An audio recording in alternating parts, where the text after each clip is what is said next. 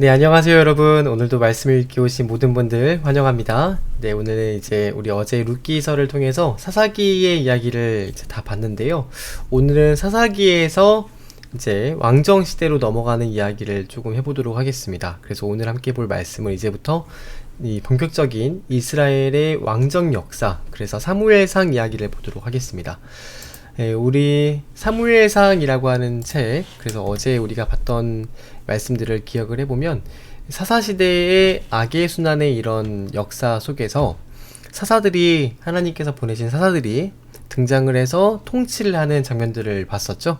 첫 번째 온니엘부터 14번째 삼손에 이르기까지 사사들을 통해서 하나님께서 이스라엘을 통치하신 이 시기를 정치체제로 봤을 때 신정 정치체제다라고 목사님이 말씀을 드렸었습니다. 여러분, 그 틈바구니 안에 이제 보아스와 룻의 사랑 이야기, 그 이야기가 끼어 있었던 것을 어제 우리가 봤었죠. 그래서 오늘은 이 사사시대가 끝나고 왕정시대로 전환이 되는데 어떻게 해서 왕정시대가 시작이 되었는가, 이제 그 이야기를 드리겠습니다. 여러분, 오늘 우리가 함께 볼 말씀은 사무엘상이라는 책인데요. 사무엘상은 지금으로부터 약 3000년 전에 있었던 이야기입니다. 까마득한 이야기죠. 우리가 3년만 하더라도 되게 길게 느껴지는데 3년이 1000번이 있었으니까 3000년이니까 정말 어마어마한 과거의 이야기죠. 여러분, 그런데 참 이 성경이 대단하다고 생각이 되는 건 어떤 점이냐면요, 3000년 전의 이야기이긴 하지만 여러분 읽어보시면 알 겁니다. 이게 마치 지금 읽어도 그때 당시의 사람들의 심정과 심리의 묘사가 다 느껴질 정도로, 감정이 전해질 정도로 그렇게 거리감이 없이 기록이 되었다는 점입니다. 여러분, 이게 참 하나님께서 성경이 신이 하나님께서 기록하셨다라는 걸 우리가 이제 어떻게 보면은 그거를 믿을 수밖에 없는 이유 중에 하나가, 그 고대에 있었던 이야기를 그때 당시에 사람이 기록을 했음에도 불구하고 지금까지도 읽는 사람들에게 새로운 영감과 새로운 의미로, 또 해석으로, 삶의 변화로 나타난다. 이런 책이 없잖아요, 사실은. 3000년 전 이야기인데. 네, 그러니까 우리가 성경이 대단하다, 하나님께서 기록하신 책이다 라고 받아들이는 겁니다. 그래서 여러분, 3000년 전의 이야기인데 이 이야기를 보시면 이제 원래 사무엘상이라고 하는 책은 히브리어로 세페르 쉐모르라고 합니다. 세페르 쉐모르, 시무엘. 네, 목사님이 오늘 이제 무리를 해가지고 혹시 이게 좀 발음이 안 좋더라도 양해를 부탁드립니다. 이 히브리어로 원래 번역된 책에는요, 이게 한 권짜리 책입니다. 근데 이거를 나중에 헬라어로 번역을 할 때 70인역으로 옮겨질 때 바실레이온 알파, 바실레이온 베타, 이렇게 왕국기 1편, 왕국기 2편이라고 번역을 했어요. 그래서 지금 그게 이제 우리에게 전해질 때는 사무엘상, 사무엘하라고 두 권으로 나눠지게 된 거죠. 그런데 이 책을 누가 썼느냐, 이 책은 누가 적었는지 모릅니다. 사무엘서라고 해서 사무엘께서 적으신 책이 아니고 누가 썼는지 지금도 몰라요. 구약에는 그런 책이 은근히 상당히 많습니다. 그 책 중에 하나가, 그러니까 3000년 전의 이야기니까, 그러니까 얼마나 그 내려오면서 그런 이제 저자에 대해서 우리가 이제 잃어버린 거죠. 근데 이제 그 구약의 절반이 이런 이야기가 많다. 내용으로 보면은요, 1장부터 8장까지가 사무엘이라고 하는 인물에 대한 이야기가 펼쳐지는데, 그 사무엘이라는 인물에 대해 이야기를 할 때 사무엘만 나오는 게 아니라 사무엘 이야기, 그리고 엘리 이야기, 엘리의 집안, 사무엘 집안의 이야기, 이렇게 등장을 합니다. 사실은 여러분, 우리가 사무엘 이야기는 너무 많이 들었기 때문에 다 아시기 때문에 목사님이 오늘 비중 있게 다루진 않을 겁니다. 익히 아시기 때문에 우리가 교회 가면은 늘 설교를 하잖아요. 한나의 기도로 사무엘이 태어났고 하나님께 드려진, 사무엘 본받아야 된다, 이런 말씀 많이 듣잖아요.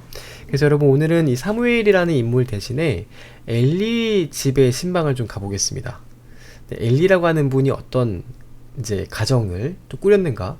근데 이게 참 두렵고 떨리는 말씀이 있어서 그런지 모르시는 분이 은근히 많아요. 엘리 집안의 이야기. 여러분, 엘리는 사사들 중에서 삼손의 뒤를 이은 마지막 사사 중에 한 명입니다. 그래서 엘리가 이제 40년 동안 이스라엘을 사사로 통치하고 제사장의 역할까지 같이 했는데, 중요한 게 그 엘리의 아들들이 하나님께서 보시기에 불량한 아들이었다. 고 성경이 이야기를 합니다. 2장 12절에 보시면 엘리의 아들들이 행실이 나빴다 뿐만 아니라 여호와를 몰랐다. 이런 거죠. 요즘 말로 하면 목사님 집의 자녀들인데 행실이 불량할 뿐만 아니라 하나님이 누군지도 모르고 말씀도 모르고 성경도 모르고, 네, 이런 상황인 거죠. 여러분, 그래서 우리가 이제 목회자분들 뿐만 아니라 우리 이제 신앙을 가진 어른들도 자녀 교육은 참 쉽지가 않습니다. 여러분, 우리 중등부 학생들이 이 지금 말씀을 듣고 있을 텐데 여러분과 대화하는 게 쉬운 게 아니에요. 부모님들이 얼마나 애를 태우시면서 기도하시고 여러분을 섬기시는지 쉽지가 않습니다. 여러분, 그래서 보통 이제 자녀분들이, 우리 아이들이 잘못되는 경우, 그러니까 이제 목사님의 자녀분들이나 신앙인을 가진 분들의 자녀분들이 잘못되는 경우는 두 가지가 있어요. 첫 번째는 뭐냐? 필요 이상으로 지나치게 무관심할 때, 그 아이들이 어떻게 행동하든지 방임한다고 하죠. 방임. 아예 그냥 관심 없이 알아서 해라 라고 풀어놓을 때, 그러면요 잘못되는 경우가 있습니다. 엘리의 자녀들이 그랬어요. 엘리의 자녀들이 홈리와 비나스였는데, 이 아이들이 행실이 나빴던 이유가 이 엘리가 정말 방임을 했습니다. 방임. 혼을 내되 이렇게 나무라지를 않은 거죠. 크게 나무라지 않았습니다. 두 번째는 필요 이상으로 지나치게 억압할 때, 필요 이상으로 너무 강압적으로, 그 인격적이지 않게 너무 일방적으로 자기의 소유인 양 이렇게 자녀들을 대할 때 또 엇나가게 되어 있습니다. 네, 우리 이따가 또 사무엘 또 집안을 볼 텐데, 여러분 역시 다윗도 그렇고 솔로몬도 그렇고 심지어 예수님께도요 이 자녀 교육은 쉽지가 않습니다. 하나님도 이 사람들 교육이 얼마나 어려워요. 그쵸? 다윗도, 그리고 솔로몬도, 사무엘도, 여러분 자녀 교육은 쉽지가 않았다. 근데 여러분 여기 보니까 이 엘리의 자녀들은 특히 어떤 잘못을 저질렀느냐 보니까, 이 아이들이요 여호와 앞에서 큰 죄를 저질렀는데, 그게 뭐냐? 여호와의 제사를 멸시했다. 제사를 멸시하더라. 그러니까 아버지가 목사님인데 예배를 무시했다. 네, 이런 거죠. 여러분, 이게 정말 제사를 멸시하더라. 이게 정말 여러분 뒤에 보시겠지만 이게 정말 하나님 보시기에 죽어 마땅한, 그 정도로 보시는 정말 하면 안 되는 일 중에 하나입니다. 예배를 무시한다는 건 다시 말하면 하나님을 무시한다는 거거든요. 하나님을 무시했다는 거예요. 하나님을. 그랬더니 여러분, 이 엘리가요 나중에 나이가 들어가지고 자기 아들이 홈리와 비느하스인데 아이들이 했던 이야기들을 들었어요. 그래서 하루는 부릅니다. 불러서 뭐라고 하느냐? 얘들아, 너희 이 성전에서, 하나님의 성막에서, 그리고 법궤 이 성소에서 하나님을 섬기기 위해서 나온 여인들이 있는데, 세상에 이 홈리와 비느하스가 망나니 같은 놈들이 그 여인들과 동침을 하고 음행을 저질렀다는 거예요. 세상에, 글쎄. 뿐만 아니라 백성들이 하나님께 가지고 온 재물을 하나님께 드리기도 전에 지들이 먼저 먹습니다. 그냥 먹는 게 아니라 핏째 그냥 먹어요. 핏째. 하나님 피를 먹지 말라고 하는데 핏째 익히지도 않고 그냥 먹어버려요. 이런 것들을 보니까 이 엘리가, 여러분 가만히 두면 안 되겠죠. 근데 엘리가 하는 말이, 너희가 왜 그러느냐, 아이고 얘들아 그러지 말아라, 이러고 끝나는 거예요. 그냥. 그랬더니 이 하나님께서 25절에 보니까 이 엘리가 이런 말을 해요. 사람에게 범죄하면 하나님께서 심판을 하시겠지만 하나님께 범죄하면 누가 그를 심판하고 누가 그를 위해서 간구할 수 있겠느냐. 하나님께 범죄하지 말자. 이렇게 타이르는데, 성경에 보니까 그들이 자기 아버지의 말을 듣지 아니했다. 이미 그러니까 이제 이만큼 자랄 대로 자랐으니까 끝난 거죠. 홈리와 비나스는 어렸을 때부터 이렇게 교육을 잘 해가지고 아빠가 정말 이 하나님이 어떤 분인지 설명을 해주고 관계 속에서 홈리와 비나스를 잘 하나님을 알 수 있게 인도해줘야 되는데, 했는지 모르겠으나 지금 이게 엘리가 하는 이야기를 들어보면 이게 자식을 못 이기는 거예요. 자식을. 그래서 25절에 보면 마지막에 그걸 모든 거를 보고 이 성경을 기록했던 성경 역사가가 견해를 하나 남기는데 뭐라고 하시느냐. 그들이 이렇게 하는 것은 마치 여호와께서 그들을 죽이기로 뜻하신 것과 같았더라. 마치 저들은 하나님께서 죽이기로 작정하신 자들과 똑같이 행하더라. 무서운 말이죠. 그들이 이렇게 행하는 게 마치 하나님께서 죽이려고 작정하신 것처럼 행하는 것처럼 보였다는 겁니다. 너무 무서운 말이죠. 여러분, 그래서 이게 하나님께서 엘리를 보실 때 답답하신 마음이 있었어요. 왜냐? 29절에 보니까 엘리야, 너 왜 그 너 아들들이 내 처소를 밟고 또 내 재물과 내 예물을 밟으면서 나를 이렇게 없이 하는데, 엘리 너는 왜 너의 아들들을 나보다 더 중하게 여기느냐. 너는 왜 너의 아들들을 하나님이 나보다 더 소중하게 생각을 해서 너의 아들이 이렇게 범죄하는데 그것을 당하지 못하고 그렇게 악을 행하도록 방치하느냐. 여러분, 하나님께는요, 아무리 자녀라 할지라도 하나님보다 더 소중하게 생각하고 사랑하는 게 우상입니다. 여러분, 아브라함도 하나님 말씀하시잖아요. 너의 아들 이삭을 바쳐봐라. 너의 아들 하나뿐인 독자 이삭을 날 위해 줄 수 있느냐. 하나님 시험해 보시는 거잖아요. 여러분, 우리가 우상이 다른 게 우상이 아닙니다. 하나님보다 더욱 사랑하는 것, 우리 마음의 중심에 가장 깊숙한 곳에 하나님보다 다른 것 넣는 것, 그게 바로 여러분 우상이라는 겁니다. 그래서 여러분, 제가 예전에 어떤 목사님께서 말씀을 드려야 될지 모르겠는데, 목사님께서 하시던 설교 중에서 참 귀에 박혔던 설교가 있었는데, 우리 자녀분들을 위해서는 고액과외를 수백만 원씩 하는데 하나님께 10만 원 드리기도 아까워한다고. 우상입니다, 그거. 죄송합니다. 그게 우상이라는 거예요. 자녀들에게 도저히 너무 자녀들을 사랑한 나머지 그 자녀들이 어떻게 하든지 뭐라고 하지 못하는, 하나님보다 더 사랑하는, 그 길은요, 아이들을 잘되게 하는 길이 아니라 아이들을 죽이는 길입니다. 그래서 하나님 뭐라고 하시느냐면요, 이제 나 여호와가 너에게 말하노니 예전에 내가 분명히 너희 집안을 향해서 약속하기를 너의 후손들이 영원히 내 앞에서 섬기리라 라고 약속을 했지만, 이제 나 여호와가 말한다. 결단코 그렇게 하지 아니하겠다. 하나님께서는요, 한 번 약속하신다고 그 약속을 천대만대까지 물론 이어가시지만 그 약속 뒤에 오는 후손들과 그 뒤에 오는 사람들이 하는 행동에 상관없이 그의 약속을 지키시는 분은 아니세요. 그럼 그 뒤에 자손들이 하는 거 보고 얼마든지 심판하시는 분이십니다. 그럼 그 뒤에 하는 사람들이 하나님을 없이하고 경멸하고 무시하면 하나님께서도 그들을 멸시하고 그렇게 똑같이 하실 수 있는 분이시라는 겁니다. 비인격적으로 기계적으로 한 번 약속했다고 그대로 쭉 가고 그런 분이 아니세요. 그들이 약속을 지킬 때 약속을 지키시고, 그들이 하나님을 기억하고 하나님을 존중히 여길 때 동일하게 존중히 여기시는 인격적인 분이십니다. 그래서 어떻게 하시느냐, 하나님 말씀하시기를 이제 내가 너를 없이 하겠다. 그래서 우리가 보세요. 3장 13절에 하나님께서 그의 집을 심판하시겠다고 말씀하신 것은 하나님께서 약속을 어기신 게 아니라 그들이 스스로 저주를 자청했다. 근데 중요한 건 그들이 자처하되 아빠가 금하지 않았다. 금하지 않았다. 금지하지 않았다. 그래서 우리가 이제 성경에 그런 말이 있어요. 자녀가 어렸을 때 부지런히 매를 들어서 훈계하고 양육하라. 물론 이제 지금 우리 아이 양육법에는 매를 드는 거를 이제 체벌을 이제 하지 말라고 이렇게 말하잖아요.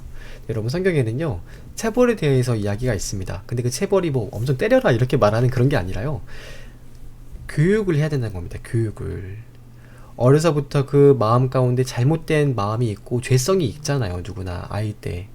그 죄성을 부지런히 이야기하고 인격적으로 타이르고 안 될 때는, 정말 안 될 때는 회초리를 들어서까지 그거를 교정을 해야 된다, 그렇게 말을 하는 겁니다.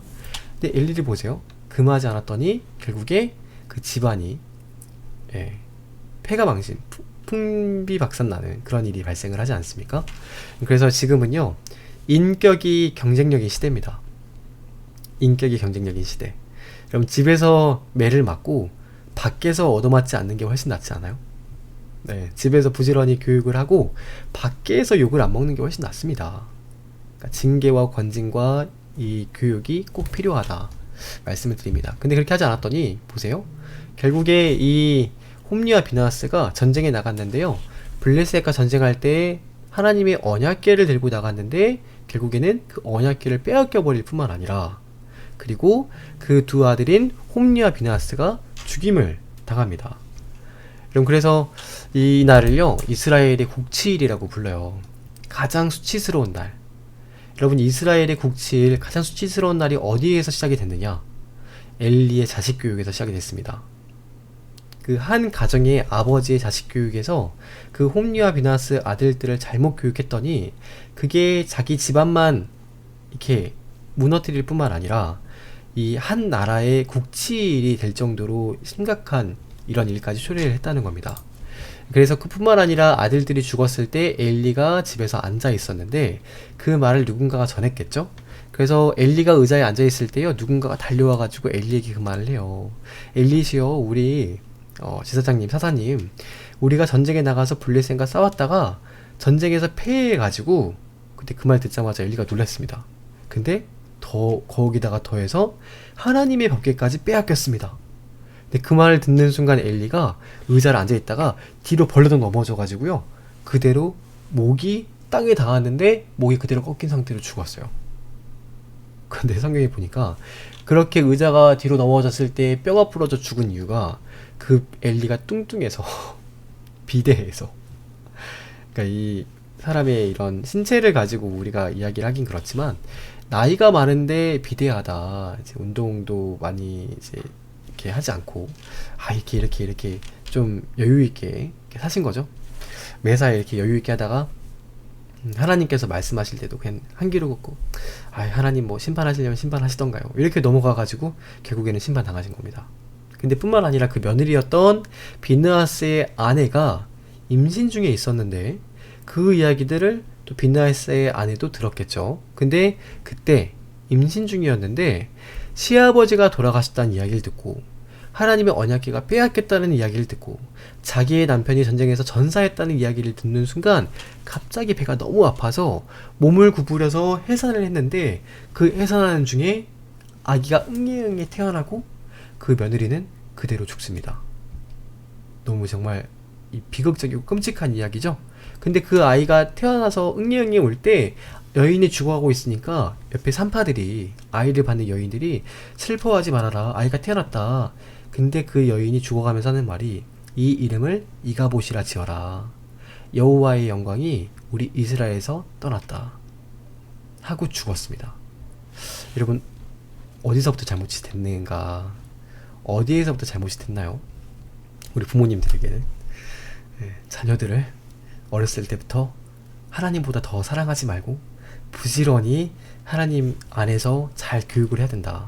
우리 아이들은, 우리 중학생 여러분들은 부모님 말씀을 잘 듣되 부모님의 그 말씀에서 하나님을 정말 사랑하는 하나님의 말씀은 달게 듣고 스스로가 고치려는 마음이 있어야 된다.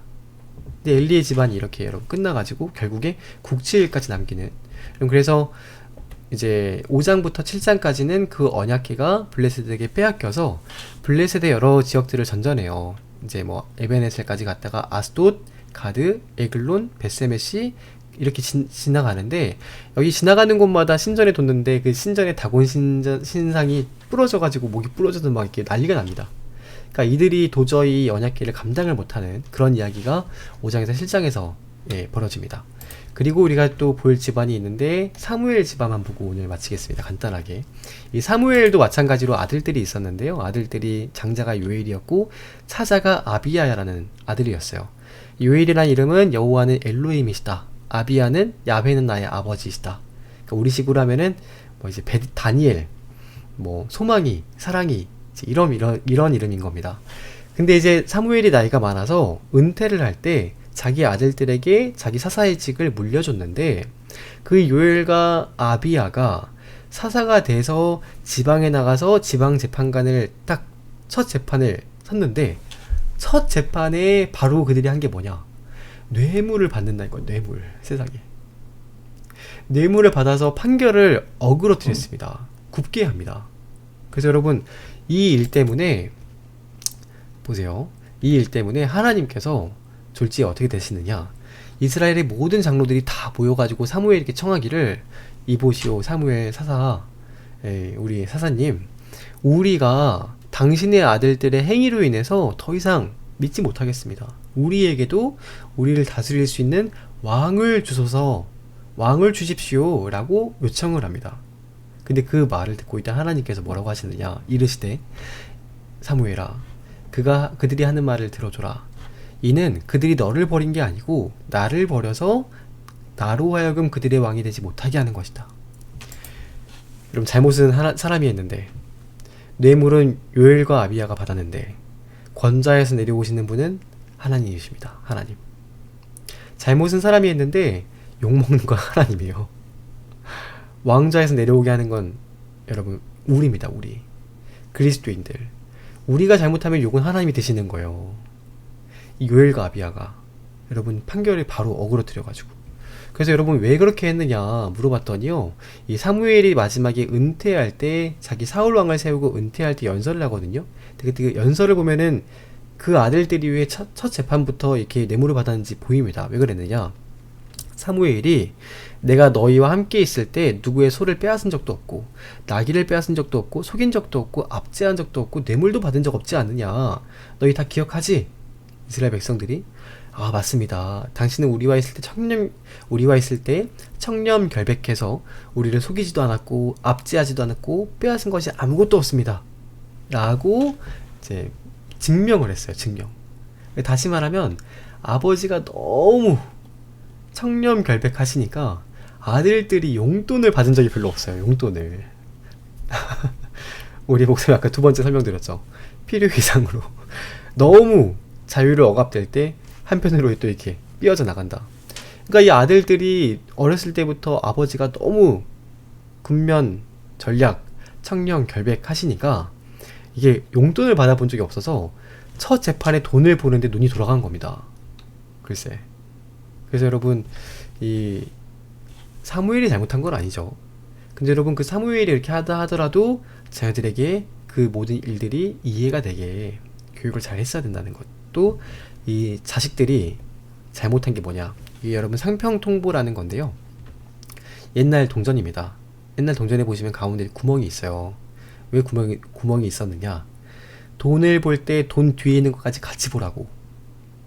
여러분 그때는요, 돈을 보더라도 돈 뒤에 있는 구멍에 사람도 보였고 뒤에 있는 다른 소중한 것들 다 보였는데, 지금은 돈에 구멍이 없죠. 그러니까 돈이 앞에 오면은 돈밖에 안 보이는 겁니다. 부모님도 안 보이고 선생님도 안 보이고 하나님도 안 보이고.